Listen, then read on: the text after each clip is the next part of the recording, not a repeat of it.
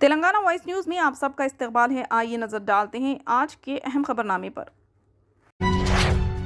Supreme court نے کرناٹک حجاب معاملے پر آج اپنا فیصلہ سنا دیا ہے۔ بینچ کے دونوں ججوں نے الگ الگ فیصلہ سنایا۔ جسٹس ہیمنت گپتا کا کہنا ہے کہ معاملے میں مناسب اقدام لینے کے لیے چیف جسٹس آف انڈیا کے پاس بھیج دیا گیا ہے۔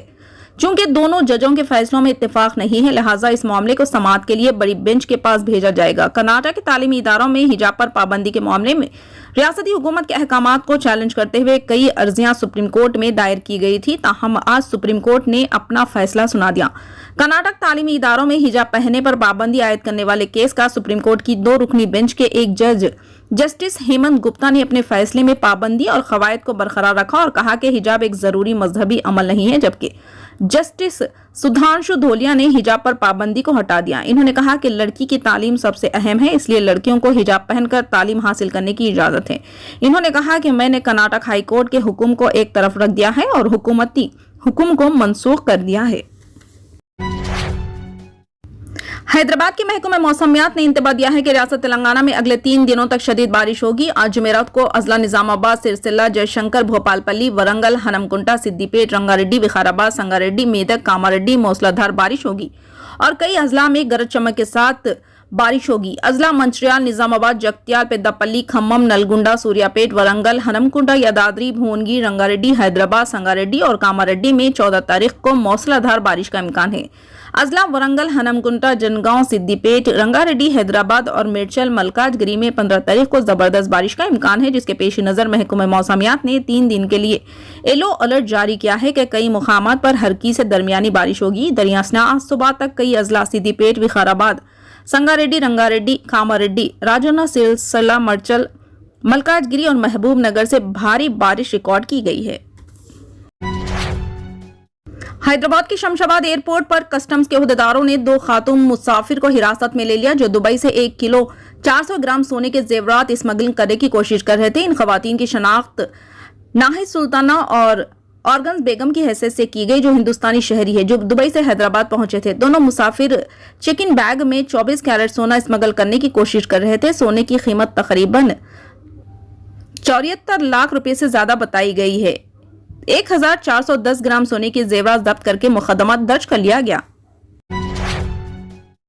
اسکالر فاقیہ فردوس بنت محمد عبدالحلیم موظف محکمہ TSRTC ساکن مغلپورہ نرمل کو حیدرآباد سینٹرل یونیورسٹی میں شعبہ اردو سے ڈاکٹر آف فلسفی PhD کا مستحق قرار دیا گیا ہے۔ 21 اکتوبر 2022 کو گلوبل آڈیٹوریم حیدرآباد میں حیدرآباد سینٹرل یونیورسٹی کے زیر اہتمام 22ویں کانوکیشن ڈے تقریب کا انعقاد عمل میں لایا گیا۔ اس موقع پر ڈاکٹر فاقیہ فردوس کو گورنر تلنگانہ T سائی سندراراجن اور حیدرآباد سینٹرل یونیورسٹی کے وائس چانسلر BJ راؤ نے ڈاکٹر آف فلسفی PhD کے سند اپنے ہاتھوں سے عطا کی۔ واضح ہے کہ ڈاکٹر فاقیہ فردوس نے ایسوسیٹ پروفیسر محمد زاہد الحق کی نگرانی بعنوان اردو افسانے میں کمزور طبقات کے مسائل پر اپنا مقالہ پیش کیا۔ محترمہ فاقیہ فردوس صاحبہ نے شعبہ اردو میں ڈاکٹر آف فلسفی کے سند حاصل کرنے پر والدین، رشتہ داروں، عزیز و اقارب نے مبارکباد پیش کرتے ہوئے اپنی نیک تمناؤں کا اظہار کیا۔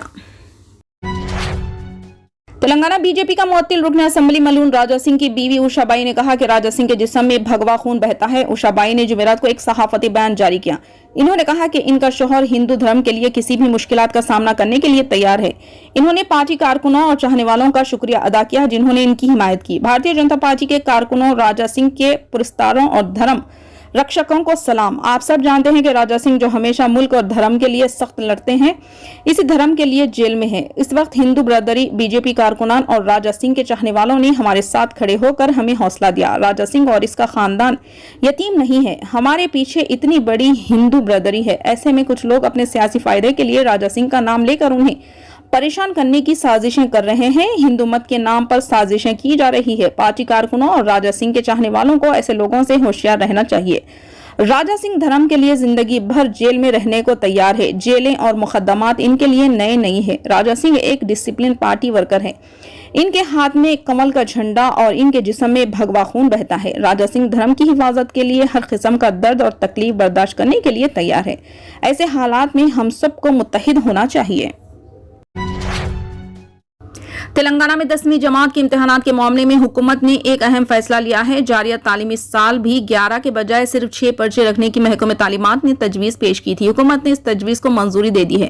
واضح ہے کہ کورونا کی وبا کے دوران حکومت نے 11 کے بجائے صرف 6 پرچے رکھنے کا فیصلہ کیا تھا۔ جاریہ تعلیمی سال یعنی 2023 میں بھی امتحان میں صرف 6 پرچے ہوں گے۔ گوا سے حیدرآباد آنے والے اسپائس جیٹ کا طیارہ حادثے کا شکار ہونے سے محفوظ رہ گیا۔ طیارے سے دھواں نکلنے کے بعد فوری طور پر اس طیارے کی ایمرجنسی لینڈنگ شہر حیدرآباد کے شمشاباد ایئرپورٹ پر کروائی گئی۔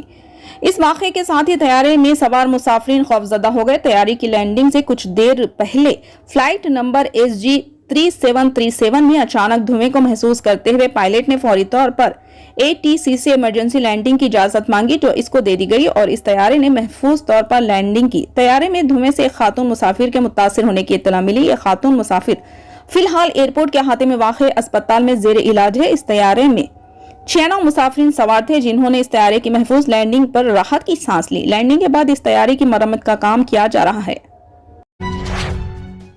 مرکزی حکومت نے آل انڈیا امام آرگنائزیشن کے چیف ڈاکٹر امیر احمد الیاسی کو سیکیورٹی فراہم کرنے کا فیصلہ کیا ہے۔ حال ہی میں RSS چیف موہن بھگوت نے ان سے ملاقات کی تھی۔ میڈیا رپورٹس کے مطابق مرکزی وزارت داخلہ نے امیر احمد الیاسی کو Y+ کیٹیگری کی سیکیورٹی مہیا کرائی ہے۔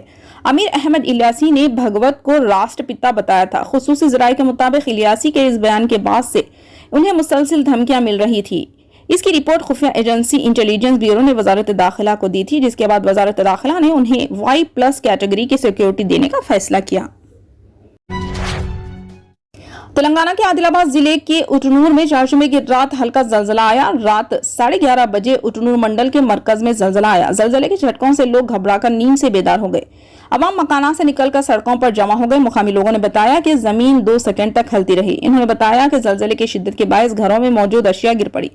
حکام نے بتایا کہ ریکٹر اسکیل پر زلزلے کی شدت 3.0 تھی۔ بتایا گیا ہے کہ زلزلے کا مرکز اٹنور منڈل کے مرکز سے 7 کلومیٹر دور تھا اور زلزلہ 10 کلومیٹر کی گہرائی میں آیا۔ تاہم حکام نے بتایا کہ زلزلے سے ہونے والے نقصانات کی تفصیلات ابھی معلوم نہیں ہوئی ہے۔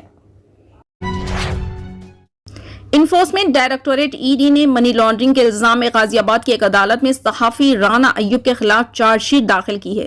اتر پردیش پولیس کی طرف سے گزشتہ سال درج کی گئی FIR کی بنیاد پر ED منی لانڈرنگ کے تحقیقات کر رہی ہے۔